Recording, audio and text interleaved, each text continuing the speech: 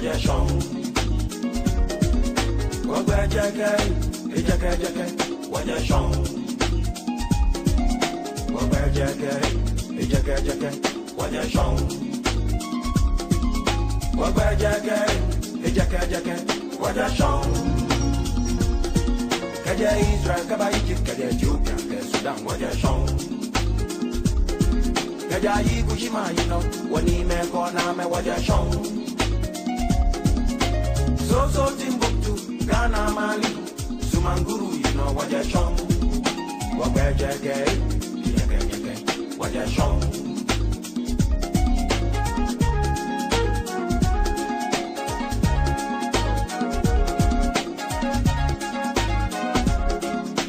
So Timbuktu, Ghana, Mali, Sumanguru, waja shong. Machetaki, Sumanguru, wagwa jake, waja shong. Gifty. Yeah, good to have you here. How was your trip here? It wasn't that bad. Sure. And your tea and the rain, you didn't miss your way. No. Just have a seat. Thank you. So you're welcome again. And how's the family? Yeah, we're doing good. The program is Legends of Our Time on GBC News and Ghana Television. My name is Gifty Eji. Now, my guest for today is Reverend Dr. Kwabena Opuni-Frimpong, and he is an academic and Presbyterian minister. Also, he's a former General Secretary of the Christian Council. Hello, Doc. Gifty. Thank you so much for Good to have me. having us in your home. I'm grateful. You have a nice house. Oh, Yeah, it's a nice house. feel humble, Okay, so let's put this whole conversation into perspective. When we mention Reverend Dr. Kwabena Opuni-Frimpong, who is he? Briefly, your early beginnings, parents, siblings, and anything we want to know about you. Let me thank you, GBC, GTV, for the opportunity. My name is Kwabena Opuni-Frimpong, as you have said. The first son, firstborn of my parents. My dad has passed to glory. He was called DM Opuni-Frimpong, Daniel Matthew Opuni-Frimpong, from Domiabra in Ashanti Achim area, that's Ashanti region. My mom is Amabuachua. She is from Sushenu Jabin, Koforidua Eastern region. I had my early days more with my dad in Ashanti Achim area, so I started my education in the late 1960s at still Domiabra. And then later on, I joined my auntie. She has also passed to glory, Mercy Sewa from Jansastor, Asante Achim. Then had my O-level. Before those we days. get to your O-level, you mentioned you were the first child. Yes. How many siblings do you have?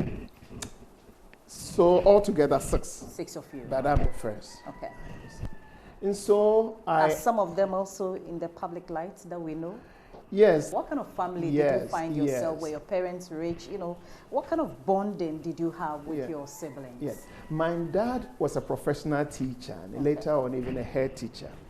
And that raised the bar when it comes to studies, academic.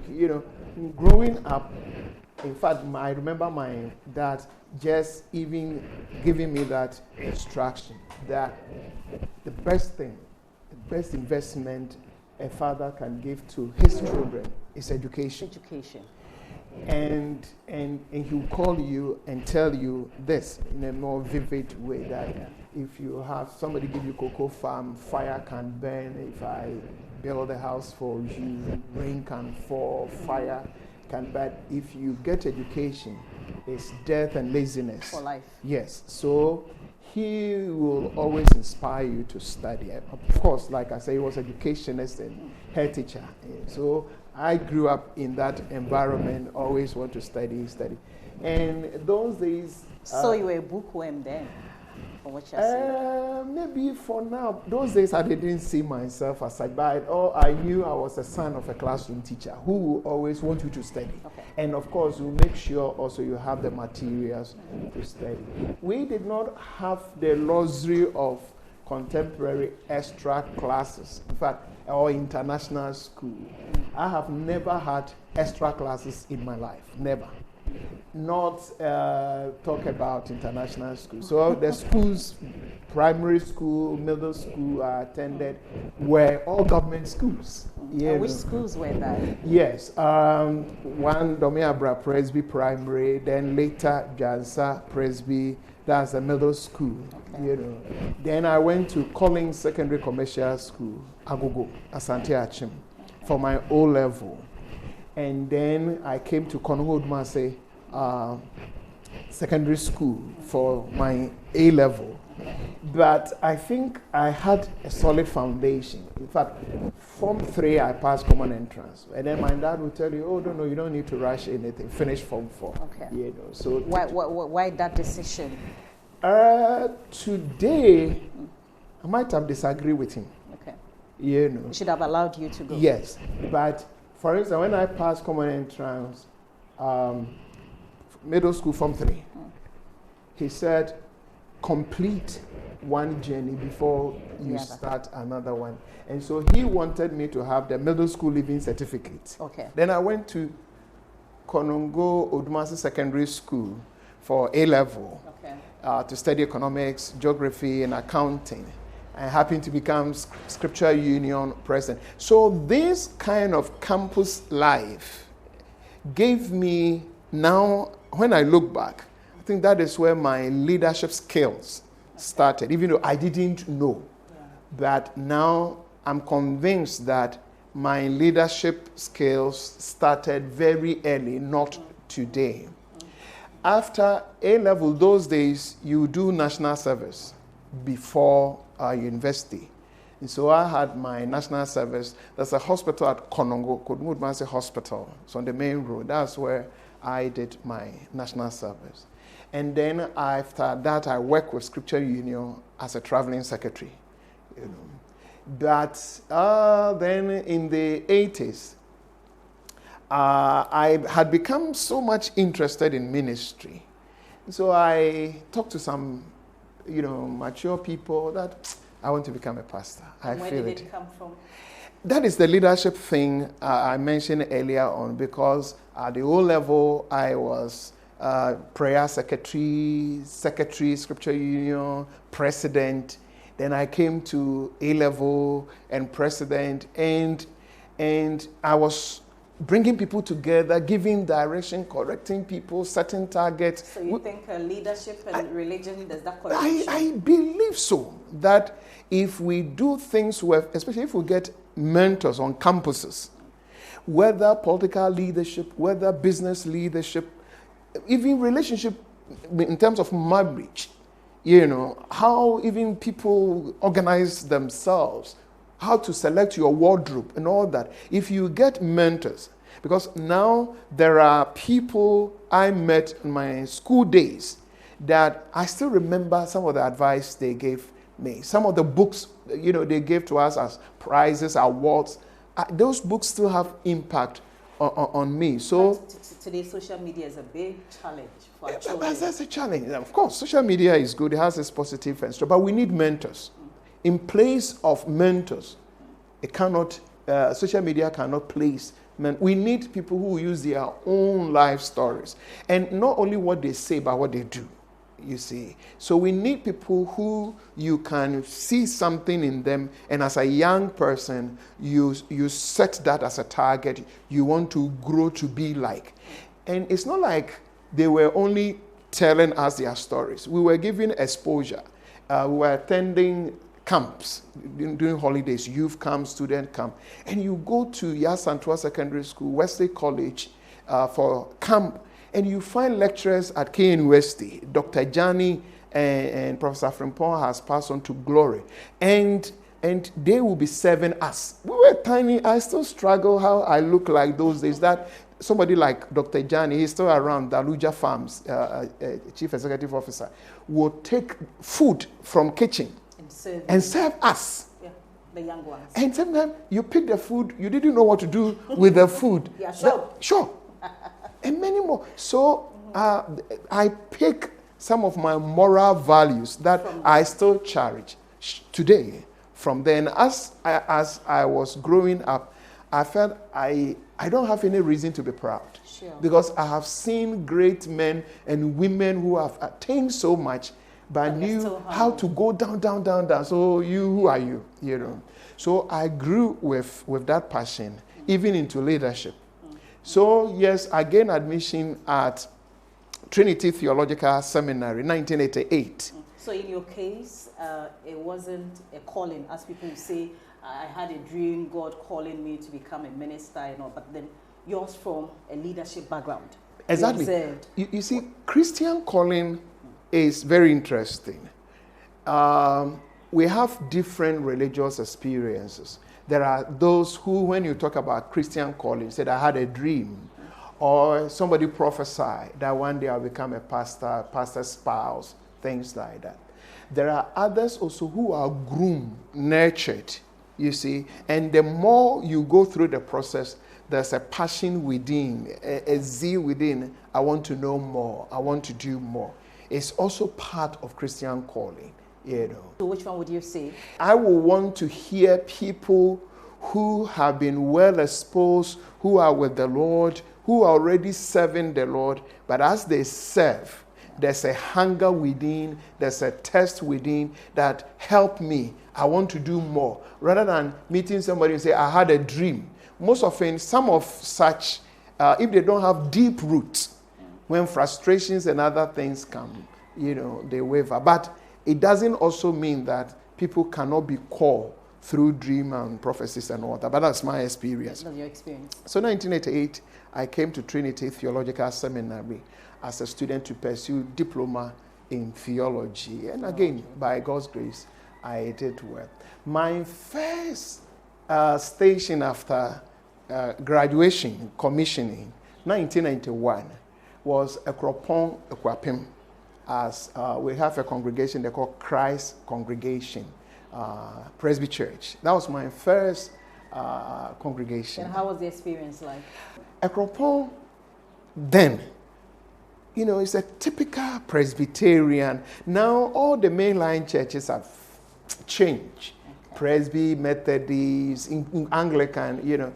Those days, a typical Presbyterian church, you don't go to church on Sunday to do clapping and dancing, you know. But I was that type because my background was scripture, you know, I've been saying from secondary school days and all that. And then I was sent to this very conservative environment. But again, I had a mentor. He was a military officer, Major Eddie, SS Eddie. He has also passed on to glory. And he took us as his own. And then another one Professor Kwabena Opuni-Frimpong. There's a Presby postgraduate institution at Akropong called Akrofi Christella Institute. And Professor Kwabena Opuni-Frimpong was in fact, the head, the leader, the founder. He also took us, you know, mentoring us what it means as a young person to work in a very conservative atmosphere. And so it was challenging, but then there were people around us. Support you. That is Give it. you that Yes. So I worked there for some time, and then I got the opportunity to study at University of Ghana for first degree. And growing up, I always heard my father saying, do business administration, do administration, public administration. I didn't know what those things were about. But I realized that those who are into public administration are those who are into public policy analysis. And so I went to University of Ghana to study political science. Yes. But then you were in the ministry, yes. a reverend minister, yes, going in to offer political science. You know what? We'll take a quick break. Okay. When we come back, we'll find out the link between religion and then political science. So hold your fire. Great. The program is Legends of Our Time on GBC News and Ghana Television. My guest for today is Reverend Dr. Kwabena Opuni-Frimpong. He's a former General Secretary of the Christian Council. My name is Gifty Eji. I'll take a quick break. When I come back, we'll talk more. Please don't go.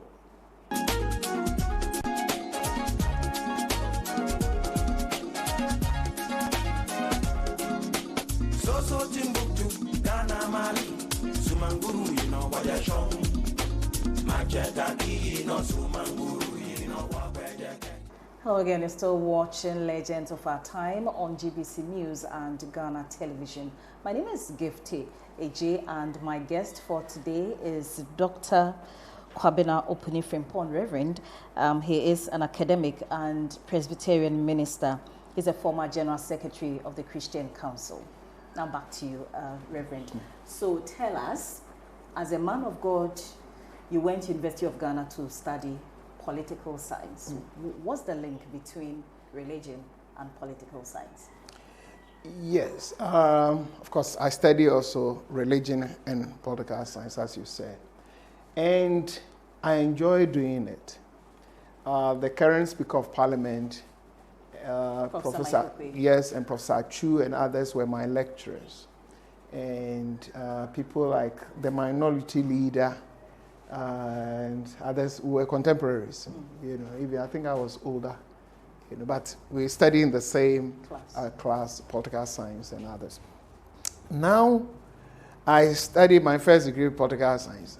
Politics is everywhere. Politics is how do you manage interests. And wherever you get 2, 3, 4 people, politics is there. We have politics in the church, politics in the trotro, politics at workplace, politics everywhere. Of course, you have partisan politics. So in your case, why did you choose political science? Because I told you earlier on that I become interested in leadership. Okay. And I had also been unconscious then, being told by my dad, you must do administration. Go to university and do administration. You see, initially I didn't know everything. But later I got to know those who are into administration, especially public administration. One of the programs at the university that I'll get you there is political science. So I did public policy analysis. Professor Chu taught us, you know, administration development and all these things. These courses you can get in political science. You know. So I finished and then I went to US to do my master's, but I did it. And what was your specialty? Christian education. Okay. Then I went to KwaZulu-Natal, South Africa, to start my PhD at Akrofi-Christella. I started in South Africa. I was a graduate assistant, PhD student. Then I ended up at Akrofi-Christella. Then had opportunity to be, we call it a visiting scholar at Stellenbosch University, one of the leading universities in Africa. Yeah. I was a visiting scholar there. But 2005, I was appointed full-time lecturer at Kwabena Opuni University of Science and Technology. So after having your PhD, yes, you didn't go back to the ministry, but then went into academia? Still a pastor. In fact, when I was at KNUST, I and others were in charge of the Presbyterian church on campus. They call it Protestant Chapel. That church there, I was a pastor there. Okay. So my case, I'll be doing so many things, but I'm still a pastor. I still have congregations that I pastor. So how do you combine the two? So politics. I've been teaching at Pentecost University College for some time. I teach, since I've been teaching at Trinity Theological Seminary. So it's not even only congregation plus academic. What subjects have you been teaching? KNUST, I teach courses like religion and public policy, you know, so church and politics. These are, I teach courses that sociopolitical issues, you know, and I enjoy doing those kinds of things. So how was it beginning a whole department at KNUST on religion? How was it? How challenging? It was a struggle. It was, you know, KNUST is science and technology bias university. So we had colleague lecturers, professors who felt that religion shouldn't be at KNUST. Religion, the humanities must be at, say, University of Ghana or Cape Coast. But, you know, KNUST is science and technology, so don't bring religion there. Even though we're teaching courses like religion and science, but there were those who had determined that they will not allow our department. But thank God we have people like Most Reverend Professor Emmanuel Asante, the chairman, National Peace Council, also joining us, many more.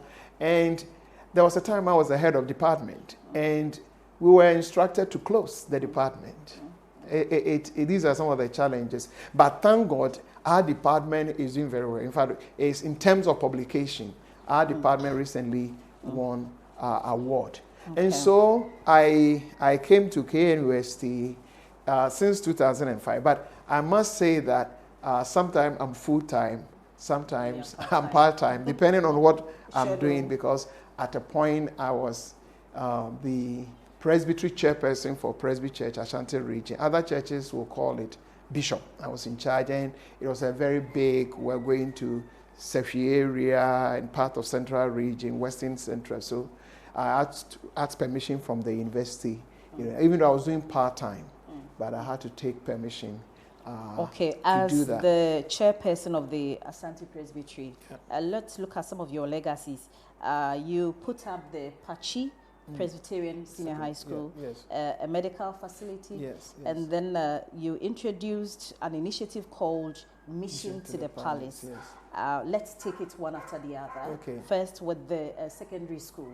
How did the whole project begin for you? It's very interesting. I was in my office one day, and the managing director of the bank in that area with his directors came to my office. The bank is Achuma Kwanguma Rural Bank. That also this bank want to partner with you to help this community. And so I said, let's have a secondary school for them. So So, and the Presby Church, we had the land. So we found the land, and the bank started supporting us. So yes, we raised all the materials, and we started building. The bank helped us. So we started the school, and it's still there. Boarding facility, Pechi, Presbyterian Secondary School is still there. The clinic was also another Meswem Presby Clinic, is Udium area. That one, we were with the Santehene. I think they were having some challenges. And the Otumfuo said, there's this building there. In fact, we had expressed interest. For me as a Christian leader and the team we work with, Christianity must respond to the needs of the people. I mean, spiritual needs, academic need, health need, So when you get people, especially when we take money from people, it should not just be we have finished one building, we bought a new car for the pastor, and on.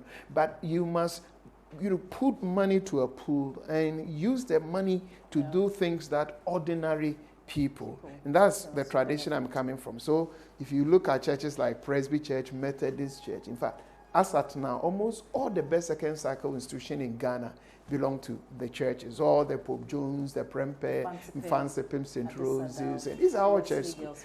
Yes. These are Methodist schools. Oh, okay. My church. Okay. So, and that has been the trend. In fact, of late, we are changing in this country. Now you hear pastors who are talking about, the car I drive, I have this number of cars, I have these buildings, my wife is the best dressed woman. But the church must be very careful here. We must collect money from people, young and old. Some of the people are even poor people, widows, but they give money to us. When we take the money, we must do things that ordinary people can access. As at now, if you go to the north, the eastern part of the north, the only referral hospital is Boko Presbyterian Hospital. Government of Ghana doesn't have a referral hospital in the whole region. Is the church. That's offering tithes. You see, to me, that is how, and that is what we were doing at Kumasi. You see, we have, there's another Presby Girls Secondary School. It's still there. That we were taking money and increasing facilities. Pachi was completely new. Then the Meswem Clinic was also completely new. And Otumfuo asked us to pick that and develop it, which we did together with Ministry of Health and Christian Health Association of Ghana. But there's a program you mentioned, that is the Mission to the Palace. The big one. Yes. We celebrated, it's big one because we celebrate the 10th anniversary just January 1st, 2020. And it was a very wonderful, very impressive program at Menchia. But the church in Ashanti region, in fact, almost every community have received so much from traditional leaders, right from the beginnings. In terms of what? Yes. all the missionaries who went there, it's not only Presby, Methodists, all the Freemen and others, normally they will go into the palace. When missionaries, the early missionaries, they will go to the palace and the chief will receive them.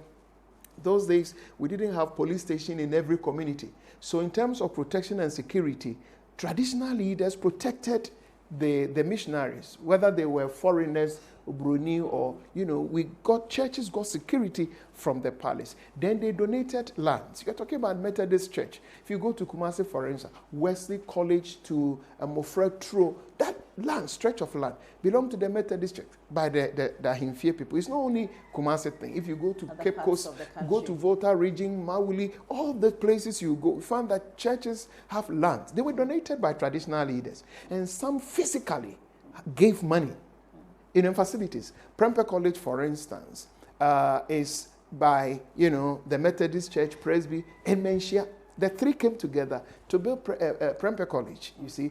And so we felt that let's do services to thank God for the role that traditional leaders have played. Because most of you, religion. Yes, we give them impression that, those traditional people, they don't know God, they are candidates for hell.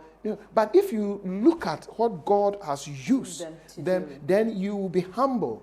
He said that if God has not walked ahead of us, how will these people be able to support the church? In fact, at a point, traditional leaders were even calling churches, come to my village.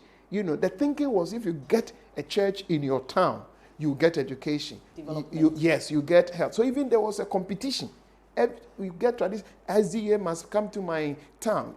Catholic, Anglican, they were calling. And colleague pastors, moving forward, must learn from history.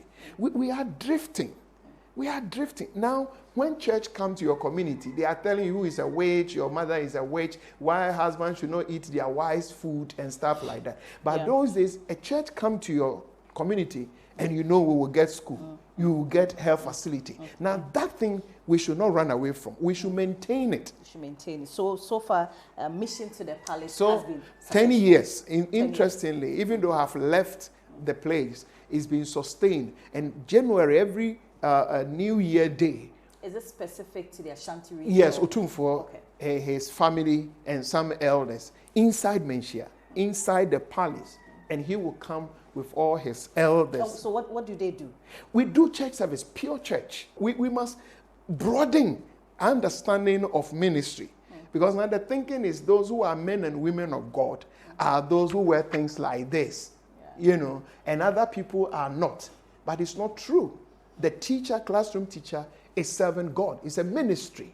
So that is the thing. I wanted these traditional leaders to appreciate that they have a divine role to play. Sure. So every year, we'll start the year with them with thanksgiving for what they've been this year. Last year, Otumfuo was a United Nation. He was able to go to Chebi. All this while the thinking is Ashanti people and Achem people are enemies. Then he was able to penetrate Volta region for some of the paramount chief even to visit him for the North Challenge. I say, when you get a leader, traditional leader doing this, it's not like ordinary. It's divine. Now, so that is what the mission to the palace. Something I recommend to so many churches, that communities where you serve, get closer to other leaders, including traditional leaders.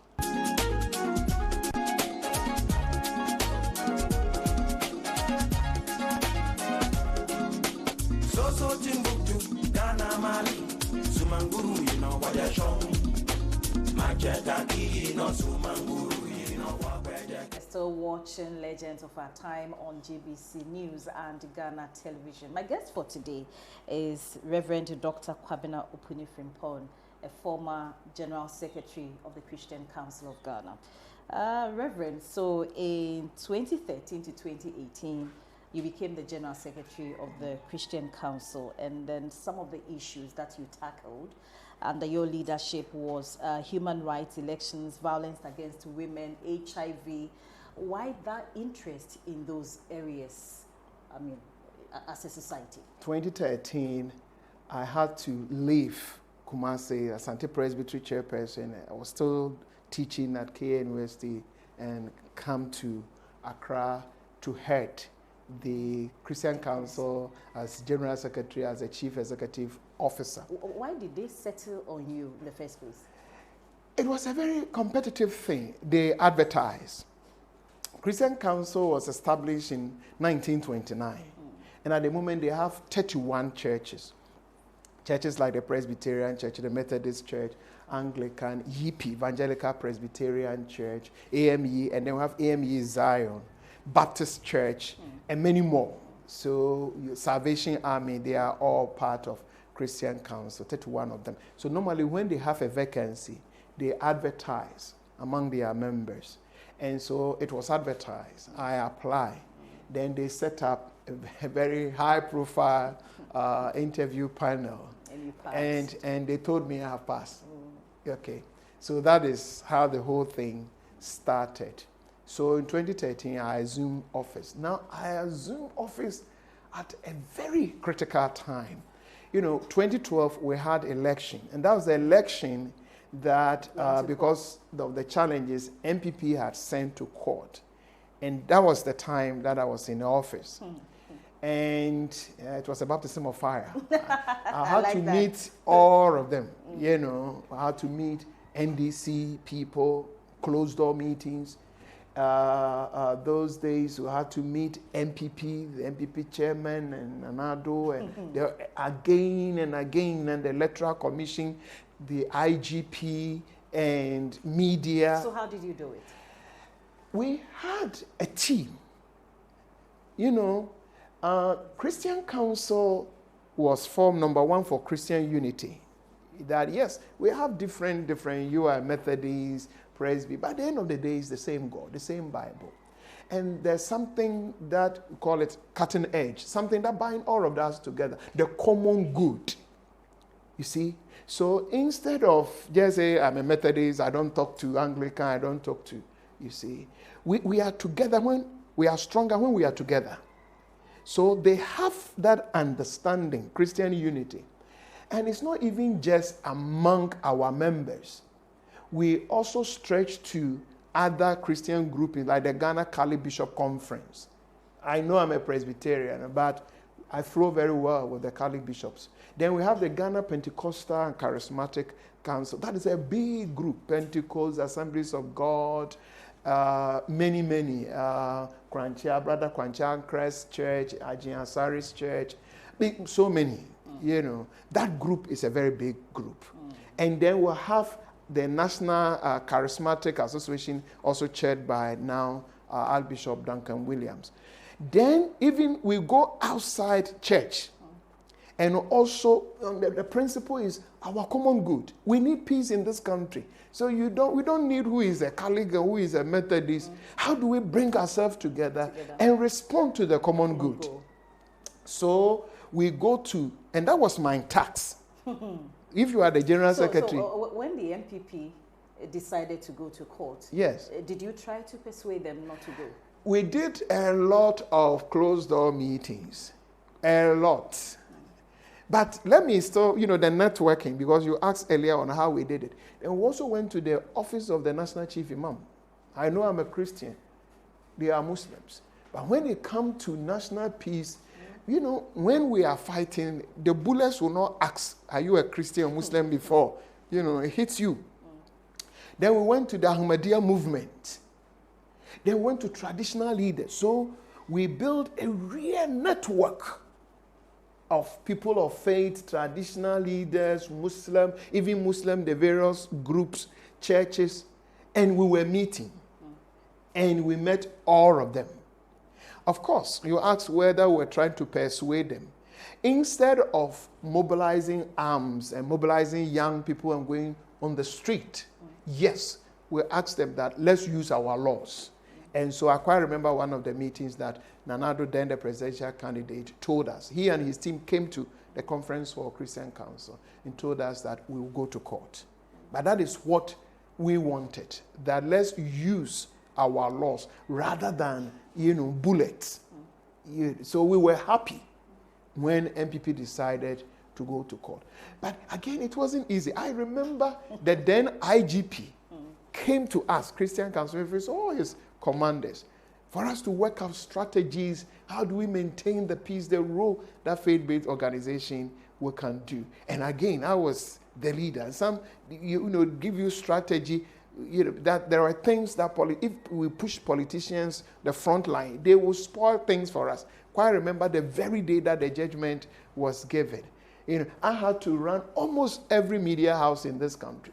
and we have worked it in such a way that as soon as I reach there, they will just give me the platform to, we function as institution of calm. So I will go there and talk about peace and whatever the ruling will go. If you go in your favor, accept it. If it doesn't work today, who knows how tomorrow will look like. Let's protect our country. This is the only country we have. Let's build a country that young people will feel secure. So we have clear messages that I will run around, speed, and running from media house, radio, TV, and calming nerves, and running around in the country also meeting young people in the Zongos, going to the north, Volta region, Ashanti region, telling everybody, why should we fight? Why do we destroy Ghana? Because somebody wants to become a president. And survive. Then Ebola became a challenge for us. Ghana did not have Ebola, but in Congo and Nigeria and others. And because of the work I was doing, we were always meeting Africa, Kenya, other places. So I had opportunity to understand what the Ebola issue is. And we realized that our friends in Sierra Leone and Liberia made mistake when Ebola reached there. What did they do? They spiritualized it. They said it was demon. It's God punishing them. And so people should not go to hospital. And instruction was that people should not go to hospital. They should, and it was, Ebola, you touch the corpse, other things. So they were spreading. So we came back when even government of Ghana had not given the flag. We prepare ourselves, and again we started going to. We have used media a lot. That this is Ebola, and it's not God punishing anybody. It's a disease, and God does not heal only in church. God healed in our hospitals too. So, in fact, when I started, they invited us into the ministries. And World Health Organization, the country director, invited me into his, there was a lady then, that what do we do? So give us money. So we went around the regions, preparing people's mind as Ebola, but it's not satanic, it's a disease. When you get it, listening to the medical people, they are not Satan, they are not demons. Medical people are also instruments in God's hand. We have interfaith challenges. You realize that, in fact, in Nigeria, Christians and Muslims cannot come together for anything. And you have religious tensions. And we were having them, Boko Haram in Nigeria, the northern part in Mali, and all over. And we had to work out a strategy that we will. Your time. Yes, we will not allow religion to destroy this country. How do we do it? So my brother Sheikh Arimiyao, he is the PR for the National Chief Imam. We team up. That friends, we must protect this country. People can go to the mosques, people can go to church only when we have peace. Young people can go to school. Our market women can go to market when the atmosphere is good. If we start fighting, in our part of the world, you go to a family, some are Christians, some are Muslims. We go to secondary school, Muslims, Christians in dormitories and all that. So why do we fight in the name of religion, even though others are doing it? Let's work out in such a way that religious wars and tension, conflict will not be in this country. In Ghana. So we work out a strategy, and you see the two of us, Christian, I will wear my Nklerika, he will be Muslim. We are playing football, and some of the meetings will go to the north, and even we will have the meetings in the mosques. And I will go and Muslims, and of course we have some in chapels. And it was a deliberate effort. And again, moving forward, sometimes you get our politicians who are playing with their religious card. And this is a Muslim. The Muslims are like that. What do you do to them as a council? We must talk to them, and they must appreciate. It's not a child play. We must learn what is happening in Nigeria.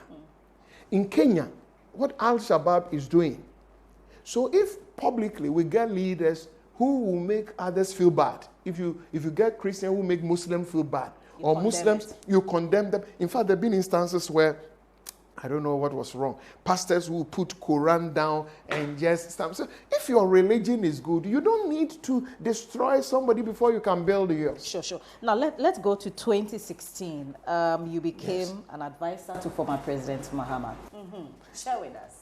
The thing is, if you are Christian Council General Secretary, you serve automatically. Yes, on certain state boards.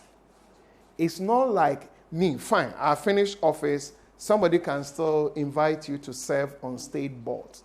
But first and foremost, there are tickets, per constitution for bodies like Christian Council, Catholic Bishop Conference, Ghana Pentecostal Charismatic Council, especially the General Secretary, to serve on some boards. And those boards directly, give advice to the president. So it's not so much former President Mahama. And that same year, you became a member of the Presidential Debate Committee. Yes. And the NPP refused to That's take part another in long that story. Share with us what really went on behind the scenes.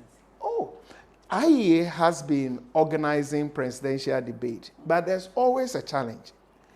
It depending on who is in opposition or who is. If NPP is in opposition, they will attend, and they will tell everybody, I will attend. And NDC is in you say, I won't attend. Whenever the tables turn, then those who yesterday said, we won't attend. Today they will attend. Yes. So that's what we had. Professor Kuya Kunyehia was our chairperson.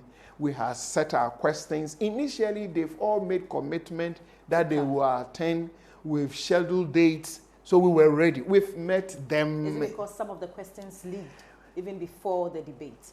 Oh, they did not. Initially, they all said, they work with a strategy. If MPP say they will come, NDC will do their homework and say they won't come. Or if it's some way, it's not so much the question, but they study the atmosphere and who the debate will benefit. I think sometimes but I will wish like they do it in US. You see, I pray and hope 2020, our election will not be exchange of blows, and the election must be issue-based. But sometimes they play game with us. But we must mature. Our democracy must mature. I pray and hope 2020 we will have real debate. Vice presidential candidates, president, and now they are all former presidents. So it should not be difficult for them. They have all managed the resources of this country before. They have all occupied, whether you call it Flagstaff House or Jubilee House. They have all managed our security in this country. They know everything. This is going to be the first election in this country that two former presidents are going to contest. We have never had that before. A former president, President Mahama, and a sitting president. And the caution is the various political parties must not present these two candidates as if they are ordinary people. They are ordinary people, but they are not ordinary people. Yeah. So the normal insult and attack, they don't need it. Wherever we win, it's a different story. But we must not treat them as if we don't know that they are a former president. They have been, they have kept the souls of this country. The issue of winner takes all is still a problem in Ghana, and I know you are part of that committee that looked at the issue. Why can't we solve that issue once and for all? Again, I put up a committee, winner takes all, and Justice Emil Short was the chairman of the committee. In fact, we went around the whole country gathering thoughts, testing the grounds, the feeling of Ghanaians on the Constitution and the winner takes all Constitution.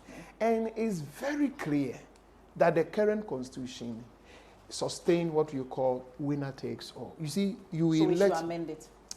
They all know NDC know that this constitution, they talk much when they are in opposition. When NDC is in opposition and they feel it, then they cry that the constitution is not. When they are in power, then they close their eyes. And the same, when MPP was in opposition, they were also crying. Now they are in power. Even though we set up Constitutional Review Committee, the recommendations are clear. You don't know who is going to implement. And maybe let me use your platform to plead with our leaders, the current and whoever tomorrow will be, that let us review the current constitution. It's not helping us. It sustains tension. Aspects of the constitution? You see, this is a constitution that if you become president tomorrow morning, all the security agencies, IGP, Chief of Defense Staff, prisons, immigration, all of them. Then all state boards, you have regional ministers. In fact, bills going to parliament must still come from the executive. So if there's a bill, now affirmative action is a typical example, and the president is not happy, even if he send it to parliament. Some bills have been to parliament 2013. You see? So even though we have judiciary, legislature, you realize that the executive arms still have control even over appointment of chief justice, members of chief justice. Recently, we saw the appointment of a new, and depending on who is having majority in the parliament, whatever the president sends there will be approved. District chief executives, to the extent that some even Tobut, we change government, and somebody will, recently, even some Ben whole Tobut that Yabaina Abba. Even toilet facilities. Oh, you are telling me, Gifty. So KVIP, this is if you want to find out the challenges we are having with winner takes all. That even KVIP, somebody will walk to you and say that our party has come. So move out from KVIP. Let me come and take over KVIP. Market talks. It is bad. And so the tension we see, and there are so many state institutions, the director generals, all the CEOs, there are so many state agencies in this country. All the director generals and the CEOs are all picked by the president. So you can be there, and they just say that either they find a nice way your appointment has been terminated or something, and then they bring a new CEO. It's not helping us. And again, it's cutting off. There are people who are very good, who can serve this country well.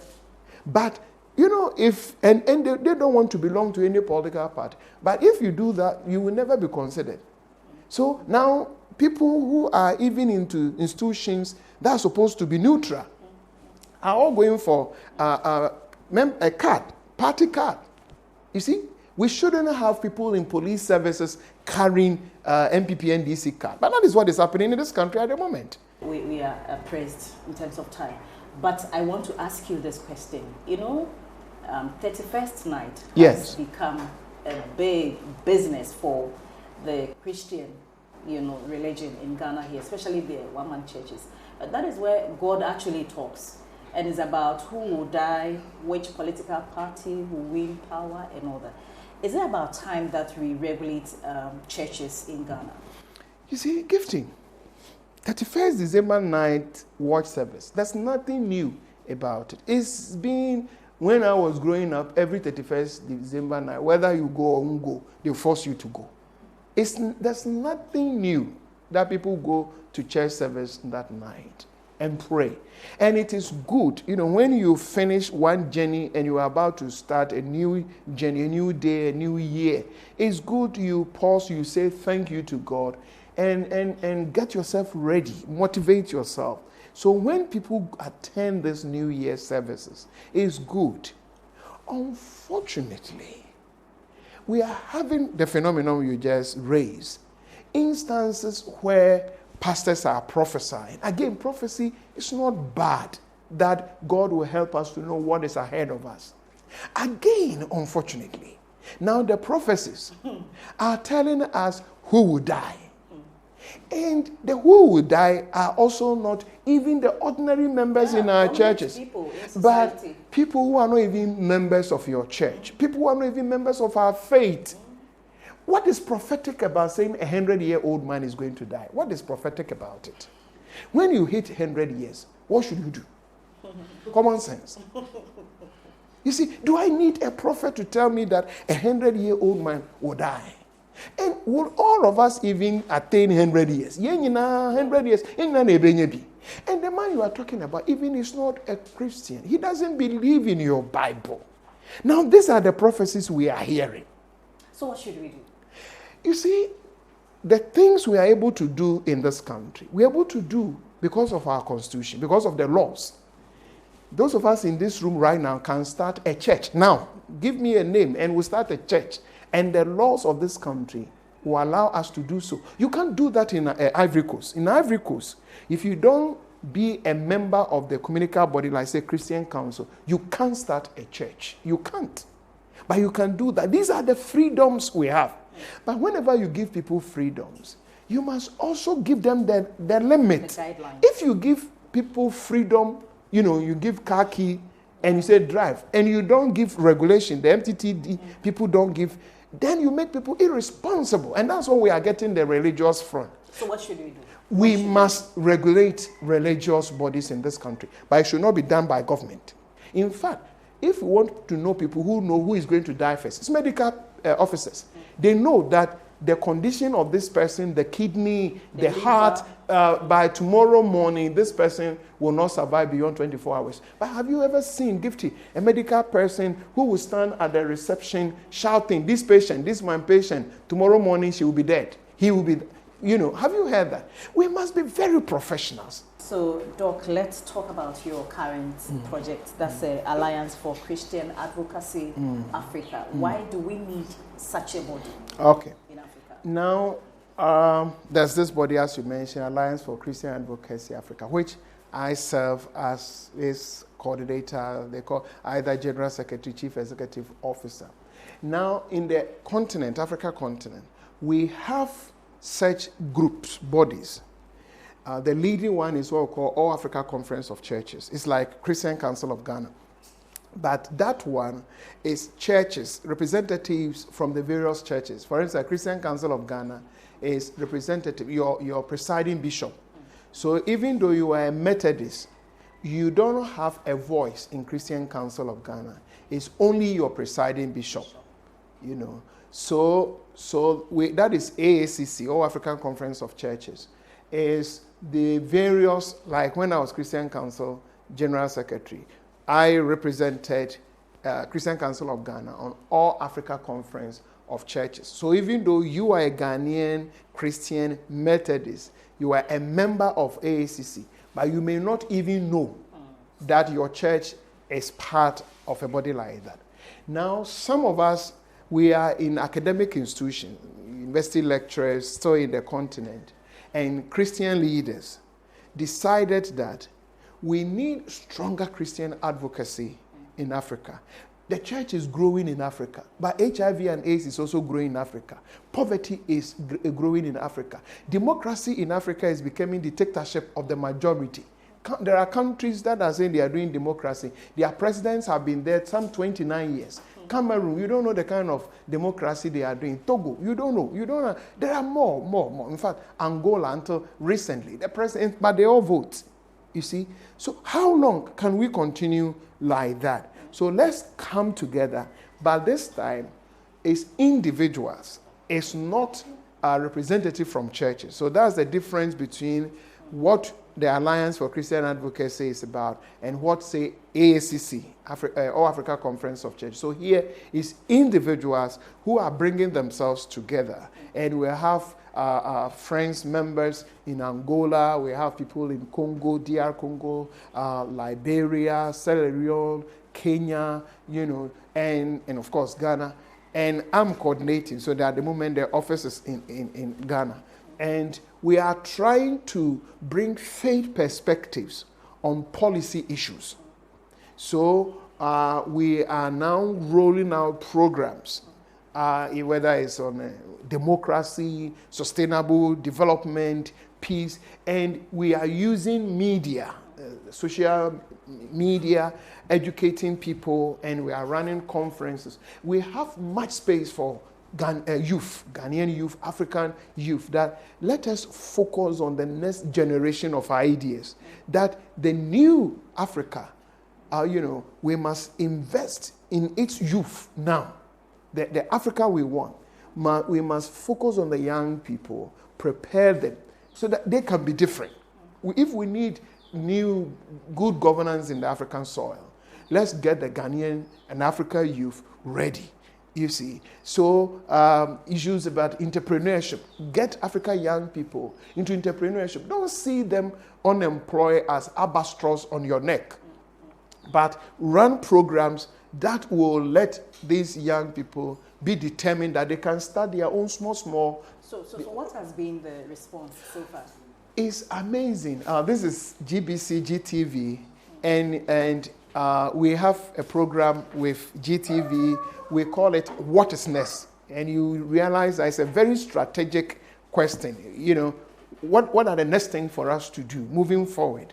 And we look for people who have accumulated wisdom. So if it's entrepreneurship, you get people who have been, say, former association of in Ghana industries helping us. If it's in education, you look for them, So the response on campuses among church leaders within and outside. I'm getting ready to go to Angola. We are meeting church leaders and youth leaders, series of meetings. So far it's been good. We have a long way to go, but the passion is why our church leaders, our presiding bishops, moderators, will do what they must do at that level. Individual Christians, professionals like media people, all of us who are Christians must bring our faith perspectives into public life.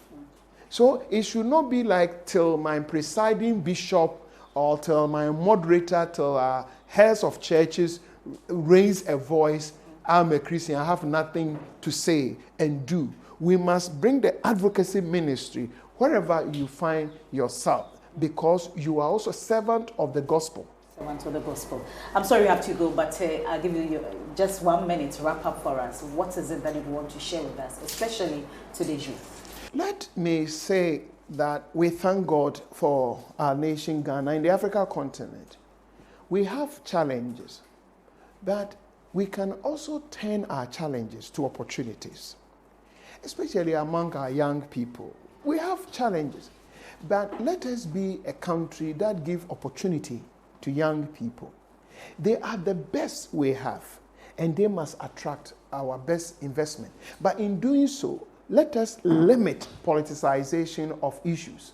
Whether it's education, when we politicize education, when we, startups resources, there are governments that are giving startups small capital. When you politicize all this, you cut a chunk of our young people out.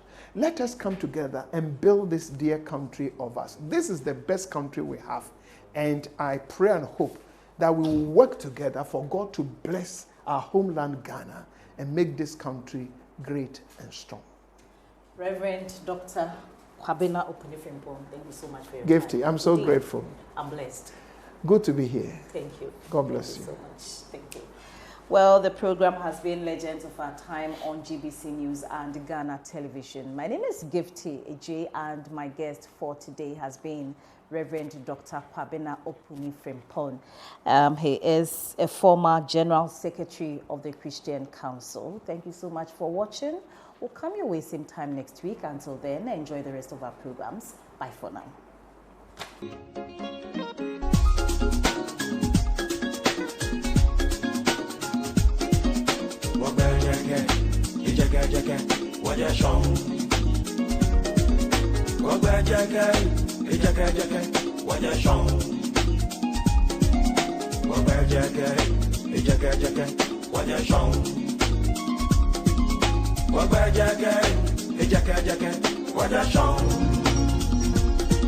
Kaja Israel, Kaba Egypt, Kaja Ethiopia, Sudan, Waja Shong. Yajayi Kushima, you know, when he me kona me waja shong. So Timbuktu, Ghana Mali, Sumanguru, you know, waja shong. Wabajake.